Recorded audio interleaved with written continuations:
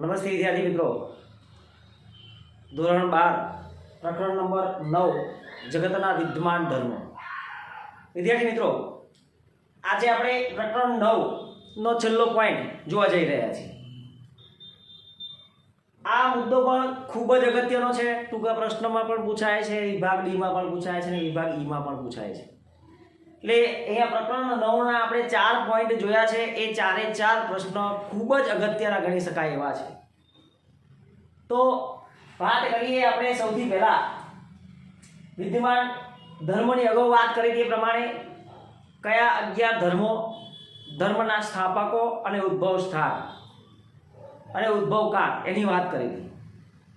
એના પછી આપણે વાત કરી હતી 11 ધર્મો અને ધર્મના ગ્રંથો.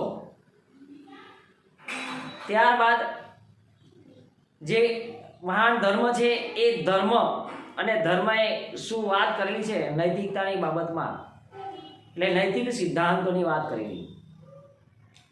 આજે આપણે ખૂબ અગત્યનો પોઈન્ટ કહી શકાય કે આચરવા યોગ્ય સદગુણો અને ટાળવા જેવા દુર્ગુણો કયા છે એનો અભ્યાસ કરીએ. ટૂંકા પ્રશ્નમાં પણ પૂછાય છે આ પ્રશ્ન, ખૂબ અગત્યનો પ્રશ્ન છે આ. સૌથી પહેલા જોઈએ આચરવા યોગ્ય સદગુણો અને ટાળવા યોગ્ય દુર્ગુણો. એટલે કે કયા આપણા જીવન વ્યવહારમાં કયા ગુણો એવા છે કે જેને આપણે આચરણ કરવું જોઈએ, ગ્રહણ કરવા જોઈએ, આત્મસાત થવું જોઈએ. ત્યારે કયા ગુણો એવા છે કે નથી આપણે દૂર રહેવું જોઈએ, એટલે ટાળવું જોઈએ. એટલે દુર્ગુણો છે, યોગ્ય નથી. આ સદગુણો છે, આ દુર્ગુણો છે. તો મહાન વ્યક્તિ પોતાના ધર્મને અનુલક્ષીને આ સદગુણો જે છે એનું આચરણ કરવું જોઈએ અને જે દુર્ગુણો જે છે એનાથી દૂર રહેવું જોઈએ. તો વિદ્યાર્થી મિત્રો, આપણે વાત કરીએ તો આચરવા જેવા સદગુણો કેટલા છે અને કયા કયા એવો પણ પ્રશ્ન પૂછાય છે. ટાળવા જેવા દુર્ગુણો કેટલા છે અને કયા કયા એવો પણ પ્રશ્ન પૂછાય છે. તો સૌથી પહેલા વાત કરીએ આચરવા યોગ્ય સદગુણો. એમાં પહેલી વાત કરીએ આચરણ કરવા જેવા તો અહિંસા, સત્ય, અસ્તેય, ઇન્દ્રિય નિગ્રહ, પવિત્રતા, વિનય, વિવેક, દાન, દયા, ક્ષમા અને પ્રેમ એવા આચરણ કરવા જેવા કુલ 10 ગુણો છે. ફરીથી જોઈએ. 1 અહિંસા, 2 સત્ય, 3 અસ્તેય, 3 ઇન્દ્રિય નિગ્રહ, પછી 5 પવિત્રતા, 6 વિનય વિવેક, 7 દાન, 8 દયા, 9 ક્ષમા, 10 પ્રેમ. આ જે ગુણો છે એ આચરણ કરવા જેવા, આપણા જીવનમાં ઉતારવા જેવા છે. અને આ જે 10 ગુણો જે છે એ ટાળવા જેવા છે. માનવ જીવનની અંદર ટાળવા જેવા દુર્ગુણો કયા છે? તો કામ, ક્રોધ, લોભ, મોહ, ઈર્ષા, અભિમાન, આળસ, વિશ્વાસઘાત, અપ્રામાણિકતા અને કૃતજ્ઞતા. વિદ્યાર્થી મિત્રો, આપણે સૌથી વધારે આના ઉપર ધ્યાન આપીએ છીએ. જે ટાળવા જેવા છે એવા વધારે પડતા ગુણો હોય તો એ માનવ જીવન માટે યોગ્ય નથી. એ માનવી છે એ દુર્ગુણો વાળો છે એમ કહી શકાય છે. એટલે આપણામાં આવા જે ગુણો હોય તેને આપણે દૂર રહેવું જોઈએ, કારણ કે જીવનની અંદર આ ટાળવા જેવા જે દુર્ગુણો છે, યોગ્ય ગુણો નથી, એનાથી દૂર રહેવું જોઈએ. તો અહીંયા આપણે આ મુદ્દાને આચરણ કરવા જેવા જે સદગુણો છે એ 10 છે અને ટાળવા જેવા જે દુર્ગુણો છે એ પણ 10 છે એની ચર્ચા કરી. હવે સૌથી અગત્યની વાત કરીએ આપણે આગળ કે અગાઉ આપણે નૈતિક સિદ્ધાંતો જોયા હતા 11 ધર્મના. આજે આપણે આ 11 ધર્મ છે એ 11 ધર્મના વિશિષ્ટ નૈતિક સિદ્ધાંત જોવાના છે. સિદ્ધાંતો છે, નૈતિકતાની બાબતમાં સિદ્ધાંતો છે, પણ વિશિષ્ટ પ્રકારના નૈતિક સિદ્ધાંતોનો અભ્યાસ કરવા જઈ રહ્યા છે. પરીક્ષાની અંદર ટૂંકા પ્રશ્નમાં અને વિભાગ સી ની અંદર પ્રશ્ન વધારે પડતા પૂછાય છે કે ભાઈ શીખ ધર્મનો વિશિષ્ટ નૈતિક સિદ્ધાંત કયો, તાઓ ધર્મનો વિશિષ્ટ નૈતિક સિદ્ધાંત કયો, આવો પ્રશ્ન પૂછાય છે. તો સૌથી પહેલા વાત કરીએ હિન્દુ ધર્મ. ટૂંકમાં આપણે આ 11 ધર્મ જે છે એ ધર્મ અને એના નૈતિકતાના વિશિષ્ટ સિદ્ધાંતો છે એની ચર્ચા કરવાની છે. સૌથી પહેલા વાત કરીએ હિન્દુ ધર્મનો વિશિષ્ટ નૈતિક સિદ્ધાંત શું કહેવા માંગે છે. તો સાધારણ ધર્મ ઉપરાંત જે સામાન્ય ધર્મો છે એના ઉપરાંત પોતાના વર્ણ અને આશ્રમના વિશેષ ધર્મનું પાલનનું આગ્રહ અને ધાર્મિક સાધનાને લગતું સંપૂર્ણ સ્વાતંત્ર્ય છે. હિન્દુ ધર્મ છે એમાં અલગ અલગ પ્રકારના વર્ણવ્યસ્ત આપેલા છે. એ વર્ણને સ્વીકાર કરવો અને વિવિધ પ્રકારના જે આશ્રમો જે છે એના વિશે એનું પાલન કરવું અને આગ્રહ કરવા માટેની સંપૂર્ણ સ્વતંત્રતા હિન્દુ ધર્મની અંદર રહેલી છે. બીજી વાત કરીએ જૈન ધર્મ. જૈન ધર્મનો વિશિષ્ટ નૈતિક સિદ્ધાંત છે અહિંસા અને જીવદયા. ત્યારબાદ વાત કરીએ બૌદ્ધ ધર્મ. તો બૌદ્ધ ધર્મનો નૈતિકતાનો સિદ્ધાંત એવું કહે છે કે અહિંસામાંથી ફલિત થતી મૈત્રી સદગુણો છે. અહિંસા જે છે એમાંથી સાબિત થાય તેવી મૈત્રી, એની કરુણા, મૃદુતા અને ઉપેક્ષા, આ 4 ભાવના હોવી જોઈએ. 4 સારા ગુણોની વાત કરી છે. એનો વિશિષ્ટ નૈતિક સિદ્ધાંત છે.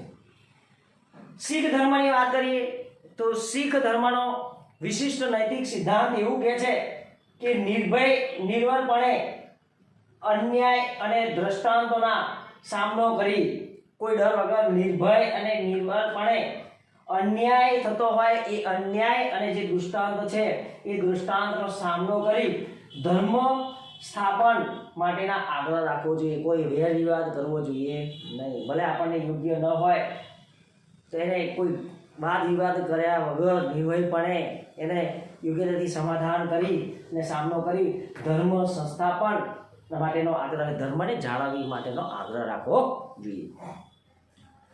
ત્યારબાદ જે 5મો ધર્મ ઝરથુસ્ત્રી ધર્મ એવું કહે છે, એનો વિશિષ્ટ નૈતિક સિદ્ધાંત એ છે કે પવિત્રતા અને ન્યાય ભાવના. ઘણી વાર આ પ્રશ્ન બહુ પૂછાય છે. તો અહીંયા ઝરથુસ્ત્રી ધર્મ છે એ શું કહેવા માંગે છે, એનો વિશિષ્ટ સિદ્ધાંત શું કહે છે, પવિત્રતા અને ન્યાય હોવો જોઈએ, ન્યાયની ભાવના હોવી જોઈએ. ત્યારબાદ 6ઠાની વાત કરીએ તો યહૂદી ધર્મ. યહૂદી ધર્મનો વિશિષ્ટ નૈતિક સિદ્ધાંત જે છે ન્યાયની ભાવના, એટલે કે ન્યાય ભાવના હોવી જોઈએ. ખ્રિસ્તી ધર્મ એવું કહે છે એનો વિશિષ્ટ નૈતિક સિદ્ધાંત માનવ સેવા અને પ્રેમ ભાવના હોવી જોઈએ. દરેક જીવો છે એના પ્રત્યે માનવ સેવા હોવી જોઈએ અને દરેક જીવો પ્રત્યેની પ્રેમ હોવો જોઈએ. માનવ સેવા અને પ્રેમ ભાવના હોવી જોઈએ. ઇસ્લામ ધર્મ શું કહે છે, એનો વિશિષ્ટ નૈતિક સિદ્ધાંત ભાતૃભાવના અને જકાત હોવી જોઈએ. એકબીજા પ્રત્યેની ભાઈચારાની લાગણી એનામાં હોવી જોઈએ. કોન્ફ્યુશિયસ ધર્મ જે છે એ ધર્મ અહીંયા એને વાત કરી છે કે જેવી રાજા છે એવા પ્રકારના પ્રજા હોવી જોઈએ. પિતા અને પુત્ર વચ્ચે સંબંધ હોવો જોઈએ. રાજા અને પ્રજા એટલે રાજા અને પ્રજા છે એ બંને વચ્ચેના યોગ્ય સંબંધો હોવા જોઈએ. માતા અને પિતાના એ બંને વચ્ચેના યોગ્ય સંબંધો હોવા જોઈએ.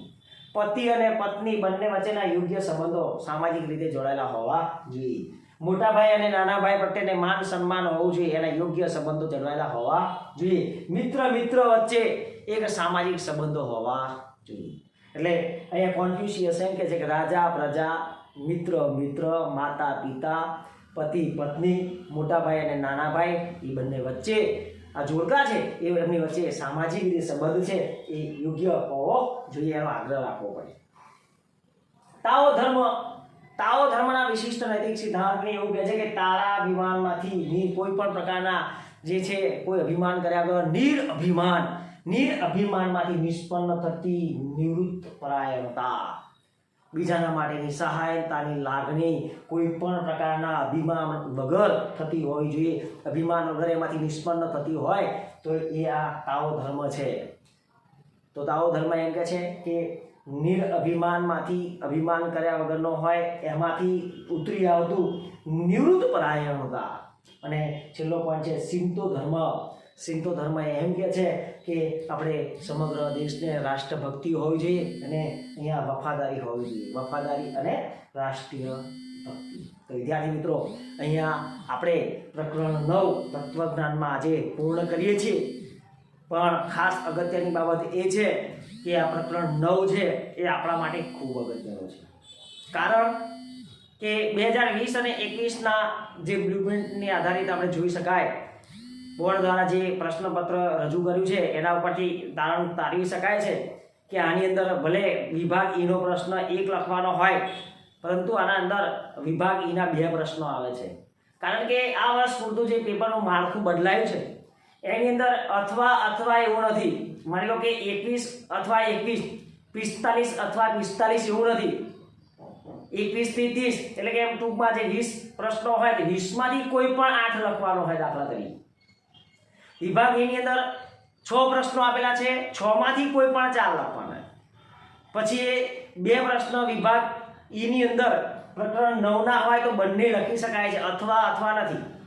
એટલે આપણા માટે મોટો ફાયદો એ છે કે આ પ્રકરણ 9 છે એની અંદર વિભાગ ઈનો પ્રશ્ન પૂછાય છે અથવામાં, એટલે અથવા લખેલું નથી. સળંગ બંને પ્રશ્ન આ વર્ષ માટે છે. એટલે આ વર્ષ માટે તમારે 2020 અને 21 માટે અહીંયા વિભાગ ઈના 2 પ્રશ્નો તમે આની અંદરથી લખી શકો છો.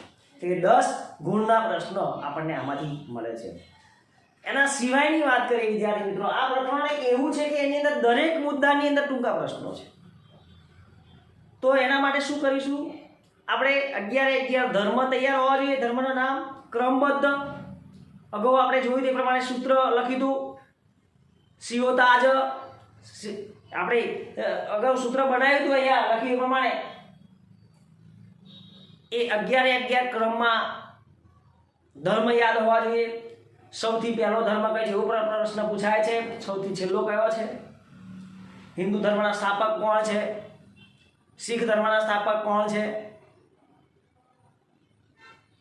નૈતિક સિદ્ધાંત પણ પૂછાય છે. શીખ ધર્મનો નૈતિક સિદ્ધાંત શું છે એવો પણ પ્રશ્ન આવે છે. એના પછી આગળ જઈએ તો 10 ધર્મો જે છે, 11 ધર્મ અને ધર્મના ધર્મગ્રંથો કયા છે. આવો મોટો પ્રશ્ન પણ પૂછાય છે. 11 ધર્મના ધર્મગ્રંથો લખો, તો એ પણ આપણને આવડતો આવવો જોઈએ. અથવા ભાઈ એ લખે ઇસ્લામ ધર્મનો ધર્મગ્રંથ કયો છે, અથવા 2 ધર્મના ગ્રંથ લખેલા હોય, લાઓ ત્ઝુ અને બાઇબલ, તો એ માની લો કે ધર્મ લખેલા છે, અહીંયા ગ્રંથ લખેલા છે, અને એવું પૂછે કે આ કયા ધર્મના ગ્રંથો છે, એવો પણ પ્રશ્ન પૂછી શકાય. અને છેલ્લે વાત કરીએ એમ નૈતિક સિદ્ધાંત પણ પૂછાય છે કે ભાઈ બૌદ્ધ ધર્મનો નૈતિક સિદ્ધાંત શું છે, શીખ ધર્મનો નૈતિક સિદ્ધાંત શું છે, કોન્ફ્યુશિયસ ધર્મનો સિદ્ધાંત શું છે. આવા વિશિષ્ટ સિદ્ધાંતો પણ પૂછાતા હોય છે. તો વિદ્યાર્થી મિત્રો, આપણે અહીંયા આજે આ પ્રકરણ 9 આપણા માટે ખૂબ જ અગત્યનું છે અને એને આજે આપણે અહીંયા પૂર્ણ કરીએ છીએ.